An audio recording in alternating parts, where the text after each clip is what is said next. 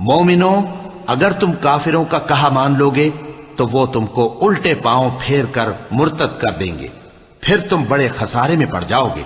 یہ تمہارے مددگار نہیں ہے بلکہ اللہ تمہارا مددگار ہے، اور وہ سب سے بہتر مددگار ہے۔ مومنو، اللہ اور اس کے رسول کی فرما برداری کرو، اور جو تم میں سے صاحب حکومت ہیں ان کی بھی۔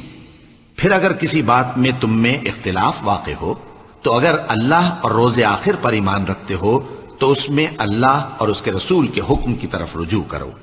یہ بہت اچھی بات ہے اور اس کا انجام بھی اچھا ہے۔ اور اہل انجیل کو چاہیے کہ جو احکام اللہ نے اس میں نازل فرمائے ہیں اس کے مطابق حکم دیا کریں، اور جو اللہ کے نازل کیے ہوئے احکام کے مطابق حکم نہ دے گا تو ایسے لوگ نافرمان ہیں۔ اور اے پیغمبر، ہم نے تم پر سچی کتاب نازل کی ہے جو اپنے سے پہلی کتابوں کی تصدیق کرتی ہے اور ان سب پر نگہبان ہے۔ تو جو حکم اللہ نے نازل فرمایا ہے اس کے مطابق ان کے درمیان فیصلہ کرنا، اور حق جو تمہارے پاس آ چکا ہے اس کو چھوڑ کر ان کی خواہشوں کی پیروی نہ کرنا۔ ہم نے تم میں سے ہر ایک ملت کے لیے ایک دستور اور ایک طریقہ مقرر کیا ہے، اور اگر اللہ چاہتا تو تم سب کو ایک ہی شریعت پر کر دیتا، مگر جو حکم اس نے تم کو دیے ہیں ان میں وہ تمہاری آزمائش کرنا چاہتا ہے۔ سو نیک کاموں میں آگے بڑھو، تم سب کو اللہ کی طرف لوٹ کر جانا ہے، پھر جن باتوں میں تم کو اختلاف تھا وہ تم کو بتا دے گا۔ اور ہم پھر تاکید کرتے ہیں کہ جو حکم اللہ نے نازل فرمایا ہے اسی کے مطابق ان میں فیصلہ کرنا اور ان کی خواہشوں کی پیروی نہ کرنا، اور ان سے محتاط رہنا کہ کسی حکم سے جو اللہ نے تم پر نازل فرمایا ہے یہ کہیں تم کو بہکا نہ دیں۔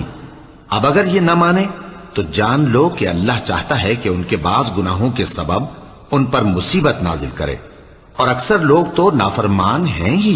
اے ایمان والو، جن لوگوں کو تم سے پہلے کتابیں دی گئی تھیں ان کو اور کافروں کو جنہوں نے تمہارے دین کو ہنسی اور کھیل بنا رکھا ہے دوست نہ بناؤ، اور مومن ہو تو اللہ ہی سے ڈرتے رہو۔ اور اسی طرح ہم نے ہر بستی میں بڑے بڑے مجرموں کو موقع دیا کہ اس میں مکاریاں کرتے رہیں، اور جو مکاریاں یہ کرتے ہیں ان کا نقصان انہی کو ہے اور اس سے بے خبر ہیں۔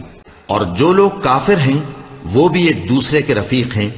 تو مومنو، اگر تم یہ کام نہ کرو گے تو ملک میں فتنہ برپا ہو جائے گا اور بڑا فساد مچے گا۔